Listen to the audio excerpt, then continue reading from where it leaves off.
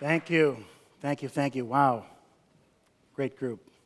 My name is Michael Laskin, and I am an actor.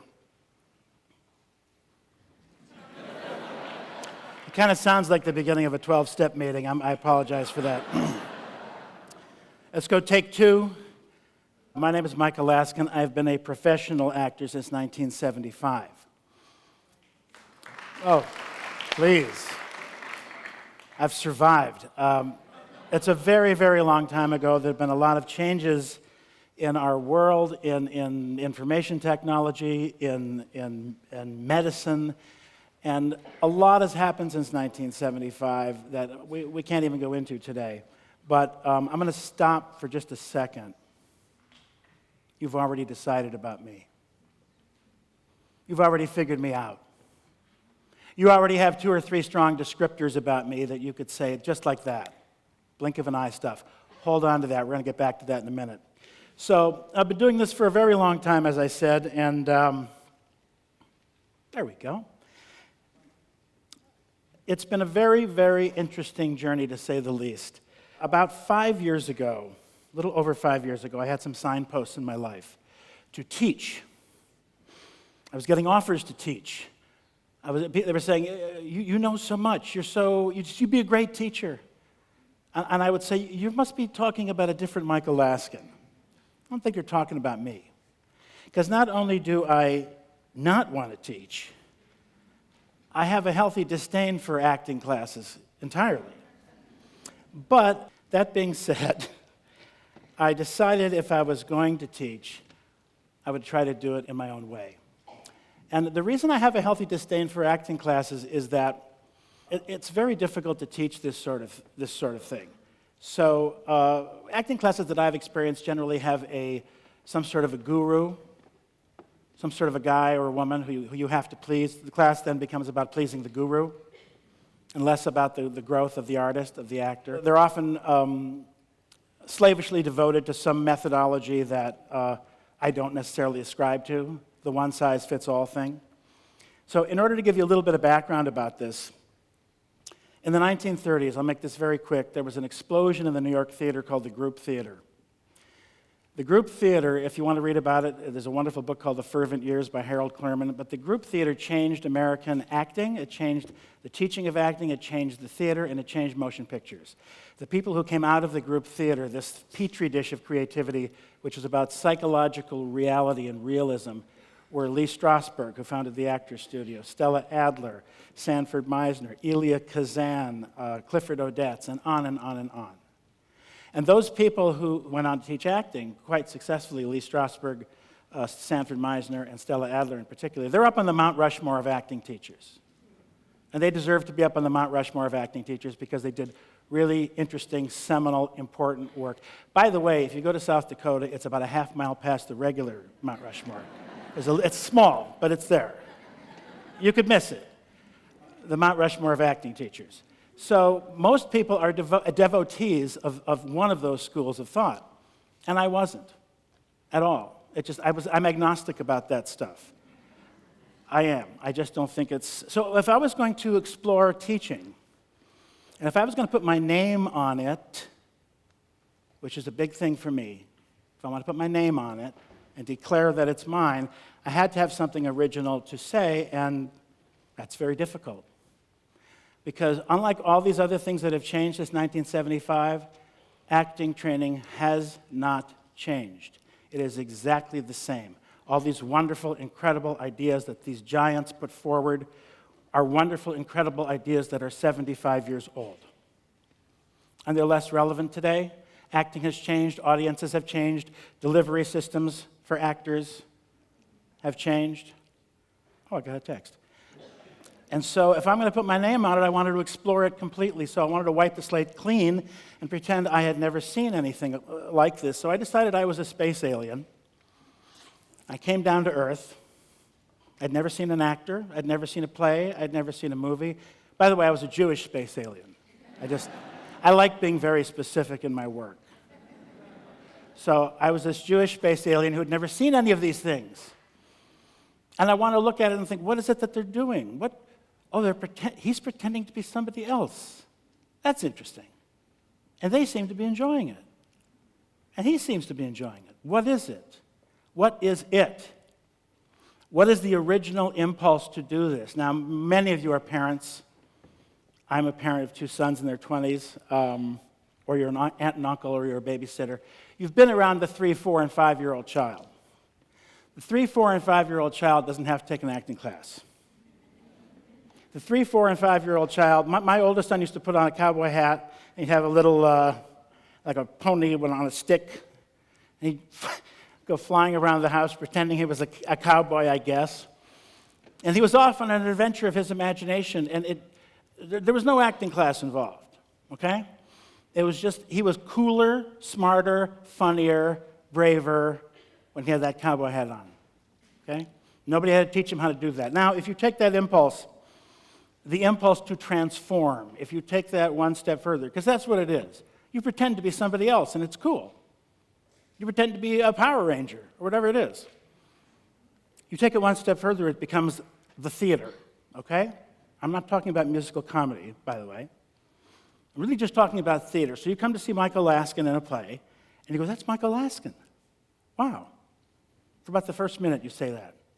Then after the second or third minute, you accept that I am somebody else. And there's this unwritten compact between the audience and the actor that, oh, he's actually somebody else, and I accept that, and that's sort of the deal. You come backstage afterwards, and you see me, and you say, Michael, that was amazing. I didn't even see you up there. You just disappeared. I only saw the character. You disappeared. Bravo. Thank you. Here's your Tony Award. That's great. Again, transformative, right? Take it one step further. You get so good at that, you decide, I want to be in movies and television. Damn it, I deserve that. So you come to LA, come to Hollywood, and everything comes to a screeching halt. Creatively. Everything comes to a screeching halt because what you have done instinctively as a 4-year-old, what you have been trained to do, which is to transform and be somebody else, is not required. They don't want you to be somebody else. They want you to be a more truthful and dynamic version of who you already are.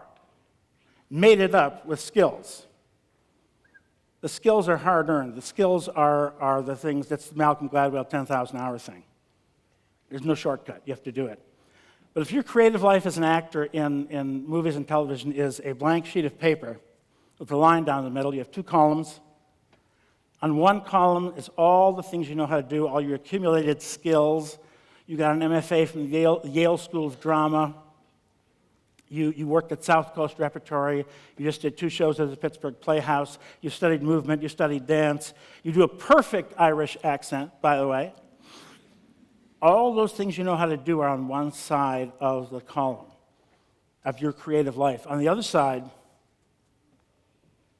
one thing. Just you. Me. The guy that you judged a minute into the speech. The guy you had a feeling about. Right? We have that blink of an eye factor. We have our personal fingerprint that comes into any human transaction. That you will trump the other stuff. Because in the professional world, talent is a given. Everybody's talented. There's an enormous amount of talent at the professional level, or they wouldn't be there. So talent's kind of off the table. So the you, the fully realized you, is often the determinant of success. Also dumb luck. I mean, let's be honest. I've had dumb luck. Even a blind squirrel finds a nut once in a while, right? And everybody has it. If you're in it enough, you have dumb luck. But that concept of the you, the fully developed, indelible you that you bring into any human transaction, I don't care if it's acting, I don't care if it's a business meeting, that is what wins the day. Everybody's talented. So there's a huge amount of talent. Talent is simply a commodity. Everybody's got it. So one of the things I do in my class, for instance, I give 2 exercises for new students. They come in. I said, first bring me something that you're good at. Show me something that you're great at. Do a monologue from a play or a speech from a movie that you love or recite a sonnet or sing a song. I don't really care.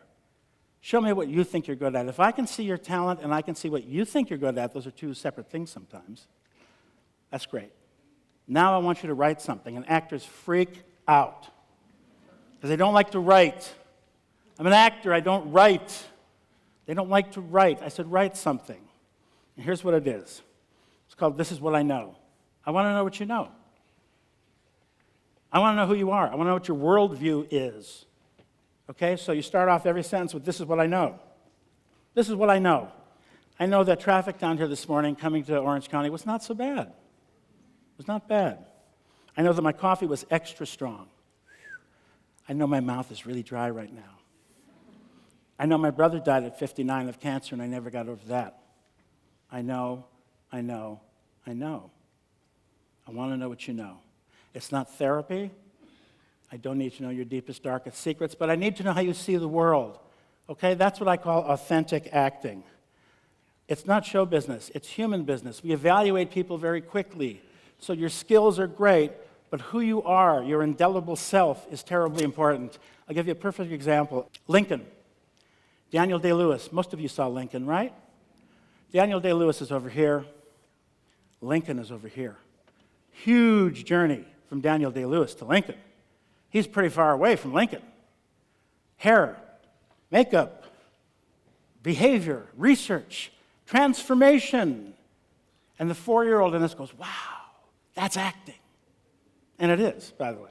It's phenomenal, phenomenal performance.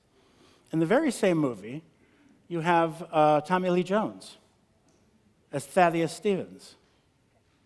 Here's Tommy Lee Jones, and here's Thaddeus Stevens. They're totally lined up. Because Tommy Lee Jones plays it like a Tommy Lee Jones part. Is that less? I don't think it's less. It's just different.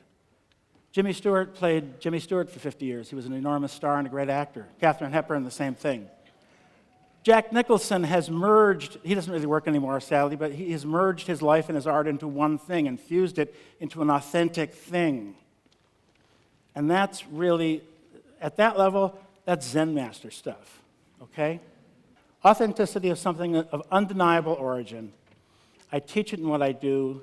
I believe that it is the deciding factor in success, not only in the scene, not only in the film, not only in the career, but in your life. I don't care what you do. I don't care what it is that you do. Authenticity wins the day.